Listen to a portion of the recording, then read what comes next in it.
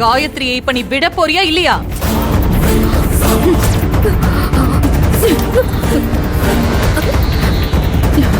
கையை எடுங்க. எட்ரி கைய.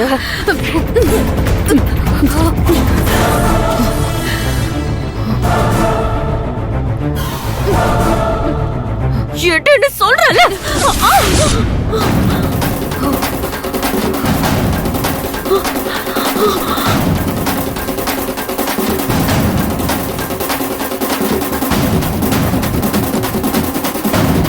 ஆதிசங்கரே, யார அனுப்பி யார மிரட்டி பாக்குற? உன் வீட்டு வேலைக்காரிய என் வீட்டுக்கு அனுப்பி என் பொண்டாட்டி பொண்ணை அடிப்ப நான் பாத்துக்கிட்டு சும்மா இருக்கணுமா? நீ என்ன இவளுக்கு சப்போர்ட் பண்ற? இருக்கிற இடம் தெரியாம உங்க எல்லாரையும் அழைச்சிட்டு போய்கிட்டே இருப்பேன்.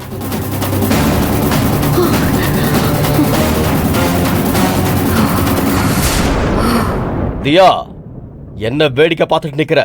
அடிச்சு தூக்கவல.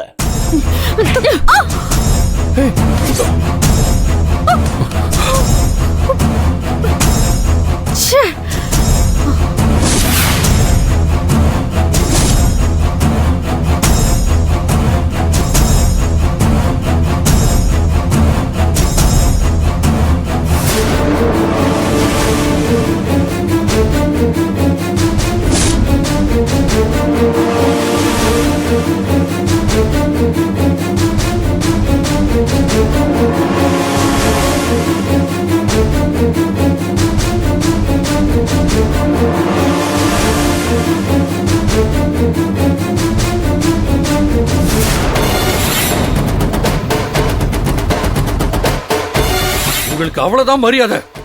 மாப்பிள, நான் உனக்கு தாய் மாமன், கொஞ்சம் மரியாதையா பேசு. உனக்கெல்லாம் என்னையா மரியாதை?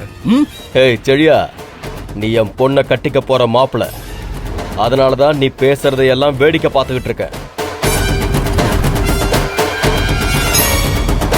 இதே வேற ஒருத்தனா இருந்திருந்தா உன் மாமா இந்நேரம் கைய கால பிச்சு போட்டுட்டு போயிட்டே இருந்திருப்பாரு.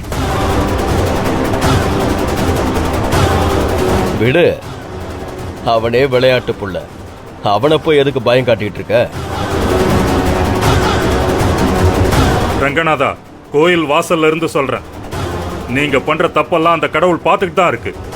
அதுக்கான தண்டனை கண்டிப்பா உங்களுக்கு கிடைக்கும். எந்த கடவுளும் நேர்ல வந்து தண்டனை கொடுத்ததா சரித்திரமே இல்ல. இப்போ உன் குடும்பத்துல இருக்கிற ஒவ்வொருத்தரையும் விரட்டி விரட்டி அடிச்சா கூட இங்க இருக்கிற தெய்வம் உங்களை காப்பாத்தாது, வேடிக்கை தான் பார்க்கும்.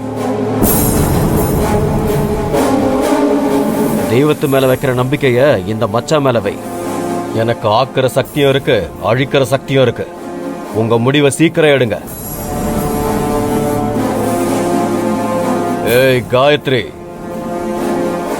என் பொண்ணு கழுத்துல தாலி ஏறுற நேரத்துல என்ன திசை திருப்பி விட்டுட்டு அவ கல்யாணத்தையே நிப்பாட்டிட்ட. அதுக்கப்புறம் என் வீடு பூந்து என் பொண்டாட்டி பொண்ண நீ அடிச்சிருக்க. இப்ப சொல்றேன், நல்ல கேட்டுக்க. உன் உசுறு என் கையால தான் போகும். எப்ப நினைக்கிறனோ அப்ப எடுத்துருவேன்.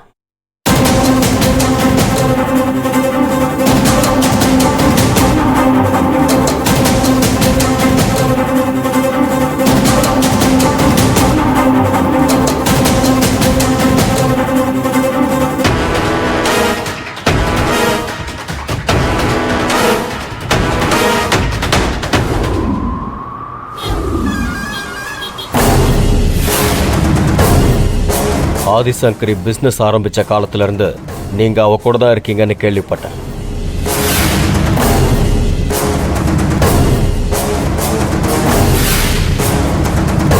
ஆதிசங்கரிக்கு இப்ப நீங்க சப்போர்ட்டா இருக்கிறது எல்லாமே எனக்கு தெரியும். இன்னும் எவ்வளவு நாள் தான் இப்படியே இருக்க போறீங்க? உங்க லைஃப் ஸ்டைலை கொஞ்சம் மாத்தி உங்க பேங்க் பேலன்ஸை கொஞ்சம் டெவலப் பண்ணி உங்களை வேற லெவலுக்கு கொண்டு போகணும்னு நினைக்கிறேன். எனக்கு சுத்தி வளைச்செல்லாம் பேச தெரியாது, நேரா விஷயத்துக்கு வரேன். இதுவரைக்கும் ஆதிசங்கரிக்கு விசுவாசமா இருந்த நீங்க இதுக்கப்புறமும் ஆதிசங்கரி கூடவே இருந்துகிட்டு எனக்கு விசுவாசமா இருங்க. எனக்கும் சுத்தி வளைச்செல்லாம் பேச தெரியாது. நான் யாருக்கு விசுவாசமா இருக்கணும்னு நான் தான் முடிவு பண்ணணும். நீங்க முடிவு பண்ணக்கூடாது, ஓகேங்களா? நீங்க ஆதிசங்கரி மேடத்துக்கு கூட பிறந்த அண்ணன்னு கேள்விப்பட்டேன். உங்களுக்கும் எங்கள் மேடத்துக்கும் என்ன பிரச்சனை, எதுக்காக என்னை கூப்பிட்டீங்க, எல்லாமே எனக்கு தெரியும். எனக்கு தேவையானதை செஞ்சுக்கிறதுக்கு அறிவும் இருக்கு, திறமையும் இருக்கு.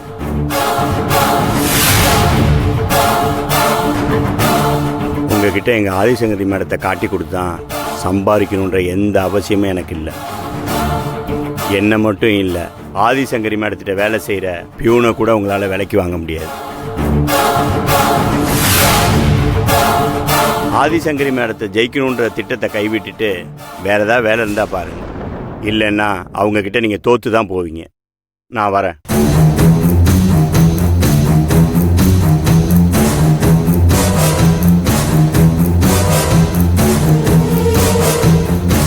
அந்த ஆதிசங்கரியோட திமிரு அவகிட்ட வேலை செய்யறவங்கள்ட்ட கூட இருக்கு. இன்னும் எத்தனை நாளைக்குன்னு பார்க்கலாம். என்னால முடியாதது எதுவும் இல்லை.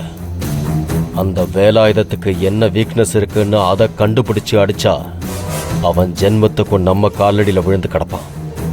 அதை முதல்ல கண்டுபிடிப்போம். அதுக்கப்புறம் இந்த சின்ன மீனை வச்சு ஆதிசங்கரிங்கிற திமிங்கலத்தை பிடிப்போம். நீங்க சொல்றது எனக்கு புரியுது டாடி. ஆனா அதுக்கு முன்னாடி அந்த காயத்ரிய ஒரு வழி பண்ணணும். காயத்ரி எல்லாம் எனக்கு ஒரு ஆளே கிடையாது. அவளை கொல்றதுக்கெல்லாம் பிளான் பண்ணி நேரத்தை வேஸ்ட் பண்ண விரும்பல. போற போக்குல எப்படி கொசுவை நசுக்கிட்டு போவோமோ அந்த மாதிரி அவளை நசுக்கிட்டு போய்கிட்டே இருக்கணும். அதை நான் பார்த்துக்கிறேன்.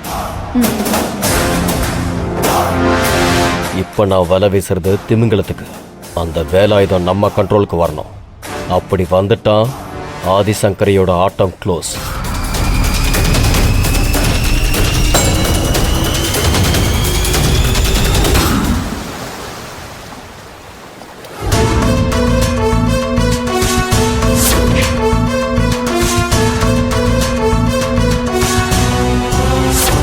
நீங்க எல்லாரும் நிம்மதியா வாழணும்னா சமாதானமா போறது மட்டும்தான் உங்களுக்கு நாங்க கொடுக்கிற ஒரே சாய்ஸ்.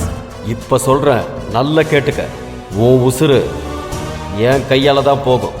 எப்போ நினைக்கிறனோ அப்போ எடுத்துருவேன்.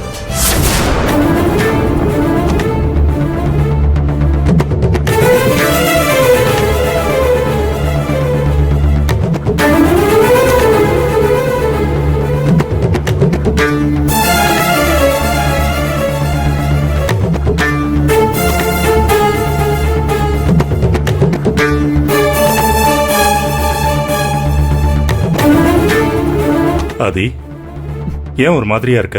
உடம்பு ஏதாவது சரியில்லையா? உடம்புக்கு என்னங்க, உடம்பெல்லாம் நல்லாதான் இருக்கு. ஆனா மனசுதான் சரியில்லை.